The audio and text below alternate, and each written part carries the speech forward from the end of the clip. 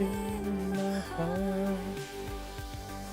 Yeah, I see a star falling, and I can definitely hear you calling. I'm always jamming out to music before starting a recording session. Hey, what's up, guys? It's me, Kentobean. We're back with more reaction videos. First off, I do apologize for not uploading, because my goal is to upload every week, once a week. I couldn't do that because lately it's been so busy at work. I'm been coming home just very tired. Trust me, I'm trying to tell myself I don't want to be just tired. I want to do something. If I'm gonna be home, might as well just do some recording. But if I'm out, hanging out with my friends. So, but sometimes I like my independency. So, sorry to my friends watching this video for segment. But anyways, we're gonna be reacting to what happened to the restaurants Gordon Ramsay couldn't save. So, this should be interesting, guys. From owners who turned their restaurants into personal battlegrounds. Sammy, do you understand? You serve out, you Yeah, I know. I saw that that one. $1 million businesses. I kind of forced him into it by taking his money. Here's what happened to the restaurants Gordon Ramsay couldn't save. Starting with Amy's Baking Company. The infamous. In Scottsdale, Arizona. The infamous. Restaurant was owned by husband and wife Amy and Sammy Bisgal. Okay, full disclaimer, if you guys have not seen Kitchen Nightmares, I would suggest you guys would watch them because I don't know why, they're fun to watch and see what the improvement is within the kitchen itself and how the businesses are running. So I always thought that were interesting. So if you haven't seen it, I suggest watching those first. But if you guys want to spoil yourself, let's do it. But from the moment Gordon arrived, it was clear Amy's temper was a ticking time bomb, and her husband Sammy. I mean, that was even before too. They just played it about making their pasta and desserts in-house. It has to be one of the most confused ravioli dishes I've ever seen and tasted in my entire life. Yeah, and he tastes the food as well. He's like, bloody hell, this sucks. Disgusting shit. Yeah. Ravioli with bacon and sweet corn, topped with cilantro. Are these store-bought? Good. Yes, there are yes. He told me that this was store-bought, then I wouldn't have ordered it. But the real chaos began during the first dinner service, where Amy's narcissism was on full display as she blamed everyone but herself. She is quitting. She has an attitude. She comes to the kitchen tonight. She's like, I set a table. She said, are you sure? Dude, that shit pisses me off. I'm not gonna lie, that shit pissed me off. You're gonna treat your employees like that? Fuck that. I would leave. No, come on. She doesn't work here anymore. She's a poisonous little viper, and I don't allow people to have an attitude in my restaurant. What does she know? Who That's hell the is owner. She is gone. That's who she is. It had only escalated from there, with Sammy getting into a physical altercation with a customer. Yeah, you have the pizza, it's coming. Yeah, you can't talk back to the customer too. That's the other thing too. These owners suck. Sammy? Do you understand?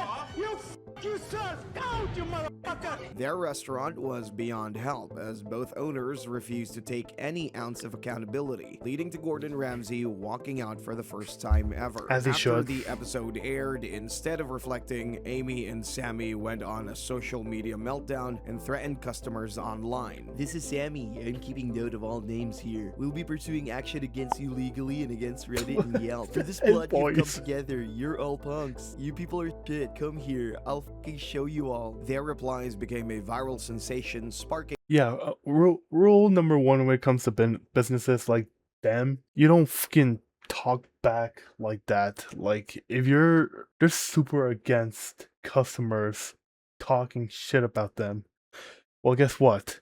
Karma's a bitch, right? So, you shouldn't have run a business in the first place. international headlines. While social media was flooded with memes of Amy and Sammy, they I thought went those on were and funny, posted dozens of to be aggressive honest. responses before later claiming they were hacked. The situation took a turn for the worse when it was revealed that Sammy faced deportation because of his extensive criminal background, including being banned from France and Germany. Eventually, the bakery was closed in 2015 after its owners found a new buyer for the business. Yep, but by then, I heard about the damage was irreversible. Amy and Sammy Bisgallo eventually sold the restaurant and relocated to Israel when Sammy was deported. However, their troubled relationship couldn't survive the ordeal as Amy filed for divorce in 2022. Things got even worse between them as Sammy posted a Photoshop slide of Amy on Vogue with a rant that read, "It's the same girl Amy from Amy's Baking Company. She wants to be a fake model like her pastries." But Amy, on the other hand, continues to post baked goods on her Instagram. I mean, because from what I heard is that I think her baking is kind of good. Just not trying to promote her, but that's what I heard. Was like, the pastry's good, but the owner itself is not. Yeah, these people need serious help. No, more than that, psychiatric help. While Amy's baking company collapsed under ego and delusion, Burger Kitchen's destruction came from a more heartbreaking source. With a family torn apart by greed, lies, and decades of dysfunction that no amount of culinary expertise could repair. Alan Saffron was an Australian immigrant who opened Burger Kitchen back in 2010. He was confident that his knowledge of meat would allow him to create top-notch burgers, claiming to be a sure meat about sculptor. that? But what Gordon discovered was a family business built on betrayal and financial manipulation that would shock even seasoned viewers. The restaurant's foundation was rotten from the start because Alan had stolen $250,000 from his son Daniel's inheritance without permission to fund the business. What? I kind of forced him into it by taking his money. Yeah, no, that's so evil though. That's so, like, that's your son's money. Don't use it for yourself to open up a business. That is plain stupid. Creating a toxic dynamic where the son worked for a father who had essentially robbed him of his future. Alan's delusions of grandeur extended beyond his questionable business practices as he constantly name-dropped celebrities who allegedly loved his food, yet could never provide a single verifiable example. The family dysfunction reached its peak when Alan's paranoia consumed him, as he became convinced that negative Yelp reviews were part of a conspiracy against his restaurant, while his wife Jen enabled his behavior and his son Daniel desperately tried to salvage both the business and his relationship with his parents. Gordon's attempts to mediate the family crisis proved unsuccessful as the fundamental trust between that episode was chaotic in a way that, like the narrator said, is dysfunctional. Can't handle business properly and taking your son's money like shit. Where did it all go wrong? Between father and son had been permanently shattered by financial betrayal and years of emotional manipulation. I'm tired of this. Third person constantly. You get paid, he doesn't. When There's no cash in the cash register. Do I get paid? Name it. Jen gets paid. Prove it. Prove it.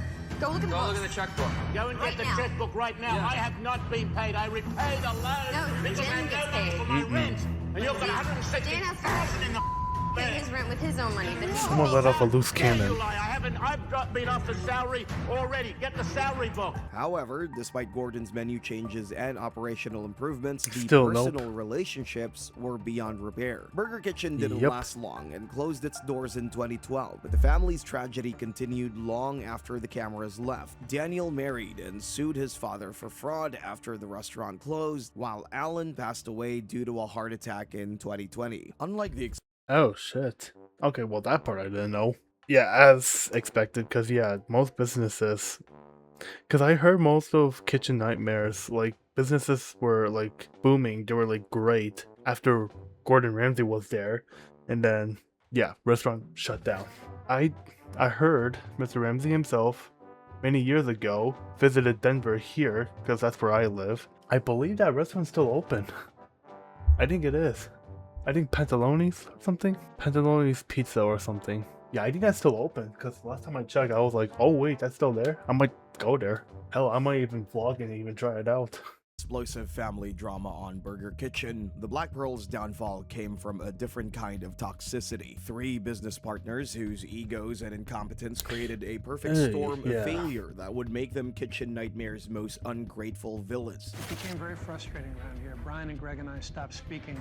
We would try to communicate via email and text messaging, and everybody got nervous. That is a terrible way to communicate. For the lack of management. The owners, David, Brian, and Greg, were constantly at each other's throats. cutthroats, arguing over every decision and creating a toxic, confusing environment for the staff. Gordon's assessment of the trio was brutally accurate, dubbing them sleepy.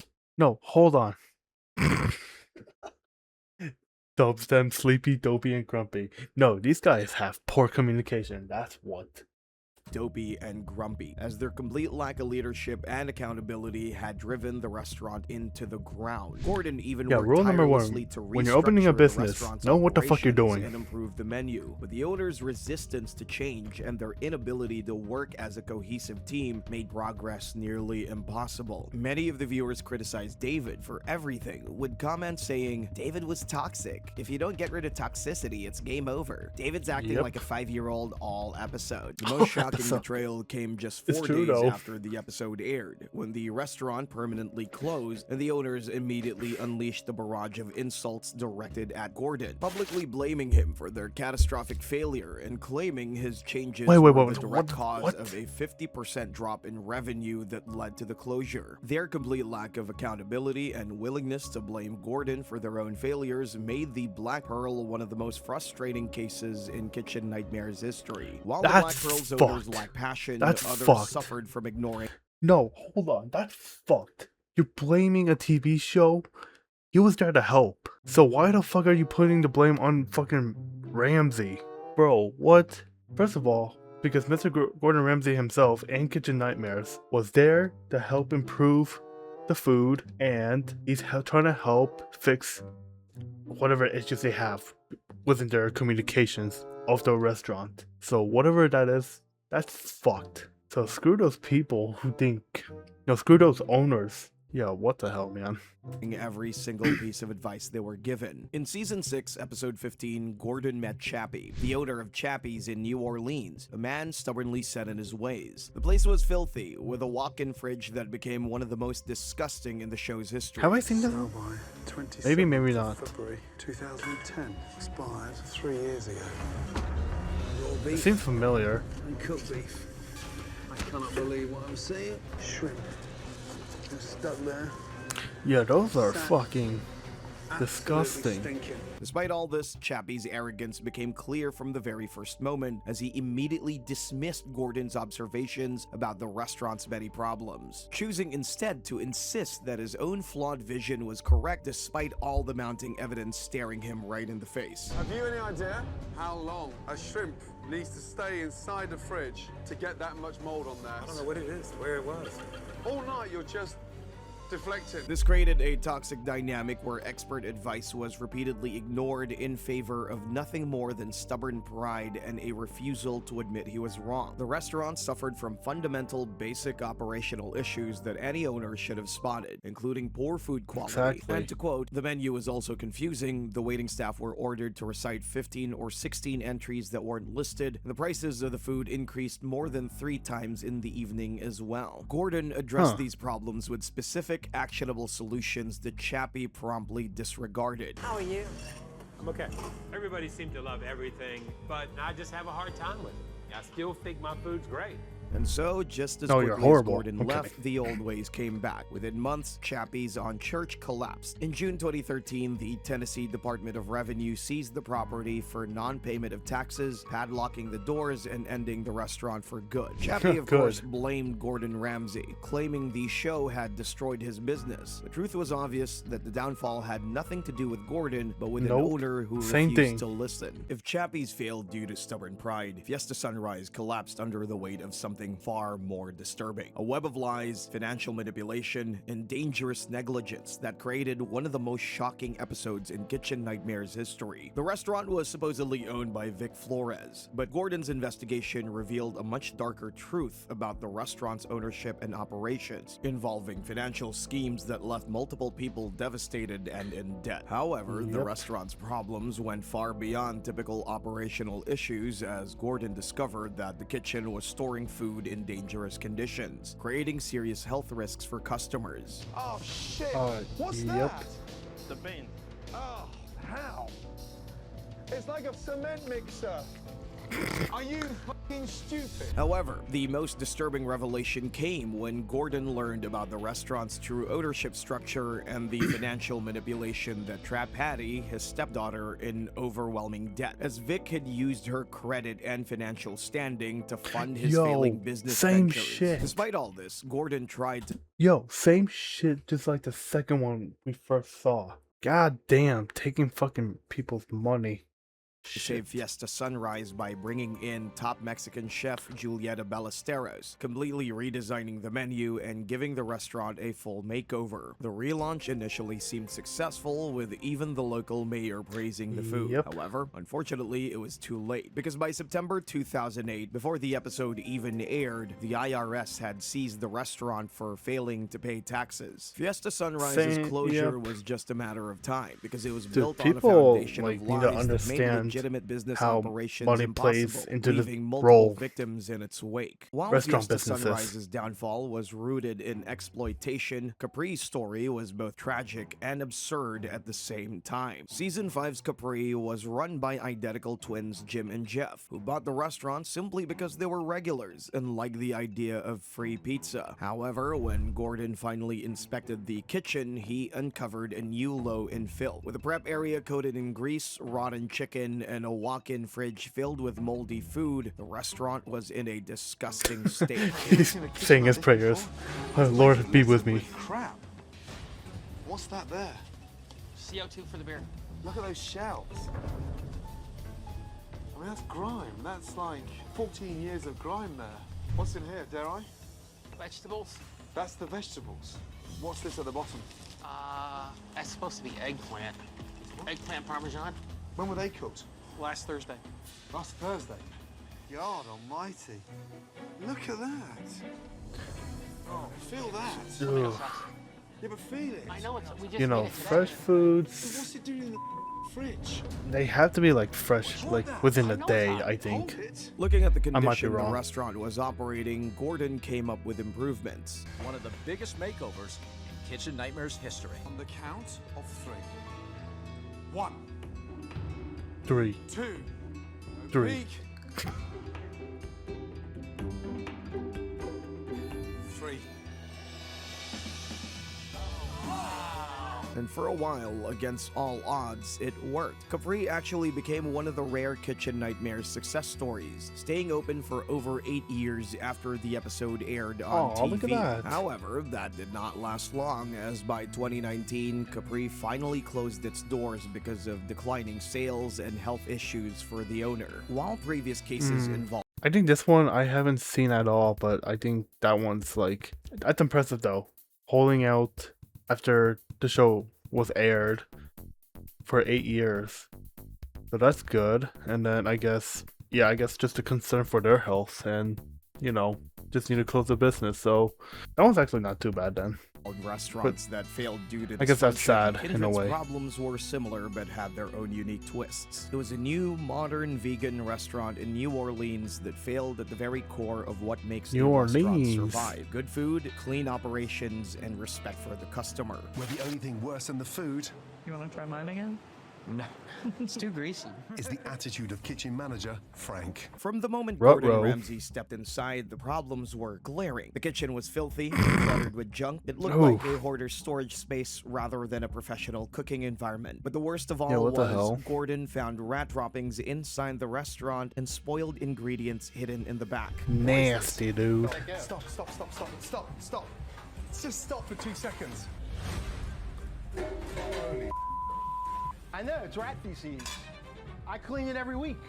You know. And as if that wasn't enough, the supposedly innovative vegan dishes turned out to be disappointing as well. Holly, Yes. is that plastic avocado? Is that out of a bag? The guacamole is not fresh. I'm sorry. Why would you buy avocado in bags if you've got fresh What? avocados? Customers were unimpressed, and Gordon By himself the way, I haven't was seen this left one too. speechless at just how bad the execution really was. When was the cheese sauce made? Yesterday? Right. That has absolutely stinks. It just tastes like the chef's given up. But what made the situation unbearable Sounds was about the right. attitude in the kitchen, with the manager, Frank, being arrogantly lazy, refusing to cook properly. What was the idea behind store-bought avocado puree? There's literally no time to do extra prep for stuff that you're going to be throwing away. How long does it take to make a fresh guacamole? Never made it in my life. What? It would be great to come in and make everything from scratch, but the lack of time, it's challenging. It's destroying any little business we have. The smug dismissal of Gordon's advice created a toxic clash, with Gordon being so appalled that he actually walked out of the restaurant, threatening to abandon the rescue altogether. We can't even constructively tell him anything because he doesn't want to listen. It hasn't been like this always. I'm not too sure if I can help anyone that far gone in denial. You're on your own. However, Ramsay returned after the owner begged him to do so, and once the manager was fired, Gordon deep cleaned the restaurant, called in exterminators, revamped the menu with fresh vegan dishes, and even installed a small vegetable garden. For a brief moment, it looked like Kindred might Wait, hold on. What? Did I hear that right? An owner got fired? No way.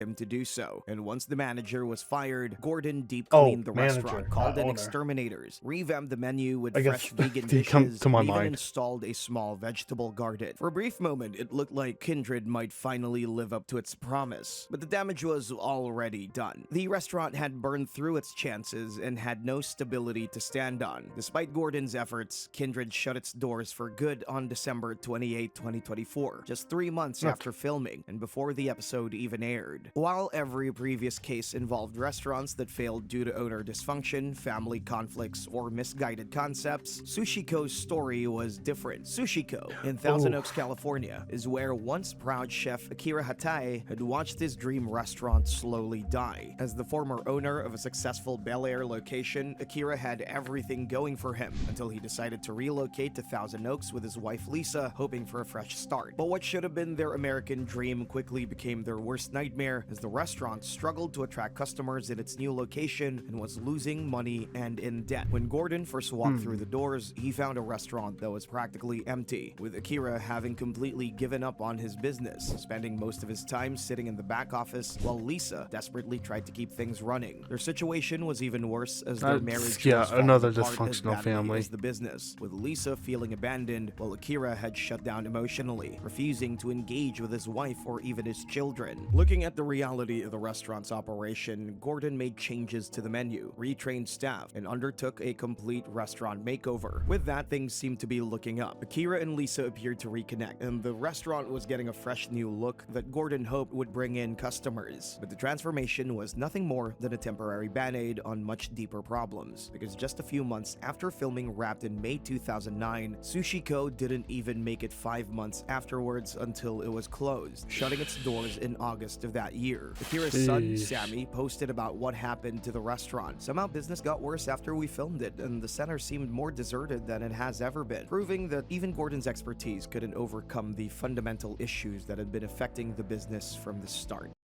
Yeah, so I saw the episode 2, because Sushiko, like, yeah, that family is so emotional. And then, yeah, again, another, I guess, dysfunctional family. But anyways, you know, those were restaurants. Gordon Ramsay couldn't save at all. Dude, also blaming him and the TV show too, that's fucking crazy. Because they were there to help. And then how are you going to turn that around just blaming it on them? Like, that's... They try to help. And you're suing them? Like, fuck that. Yeah, so when it comes to like Kitchen Nightmares, cause it's most of the shows are, and businesses, restaurant businesses are all family owned business. We can see most of the businesses that have families in financial crisis, dysfunctional, shit, you name it. Yeah, cause I feel like when it comes to business, you really need to like think about like how you're going to improve the restaurant, how can you be more engaging, how can you attract more customers to the restaurant, can you make the food quality good so that way people can come back. So that's kind of the question that they should have thought before, but you know, someone's trying to improve, someone doesn't want to, they're trying to be a lazy bum. Well, you're business is failing already. I mean, because yeah, like when it comes to a restaurant, you need a cook who is certified, actually knows what they are doing, plus the owner or someone in the family needs to actually know the basics of how to run a restaurant. Otherwise, you're, like I said, you're gonna have a failed one. That's just education itself, because that's why I've seen most of my friends and some other people that I know that they'll have business as their major, and then they'll one day open up a business and actually do something with their lives like that. So, and people who are just going into it, like, you're lacking a lot of stuff. Great way to do it, watch it on YouTube. Just look it up. How can I run a business? Oh, there it is. Oh yeah, I'm gonna click on this video. That works. Guys, there's a lot of resources out there, seriously. So if you're looking to run a business, start searching on how to do better on running a business. So, you know, Kitchen Nightmares was all in the past way, what, that, it was like 2010s, I think it started, or when it aired. Yeah, goddamn. But yeah, I hope you guys enjoyed watching all of these restaurants that Gordon Ramsay couldn't save. So sad. It's so sad, guys. But it's well deserved anyway. But yeah, guys, if you guys enjoyed the video, make sure to leave a like, subscribe, and turn on notifications for more videos like this. And I'll catch you guys in the next video. So, peace out.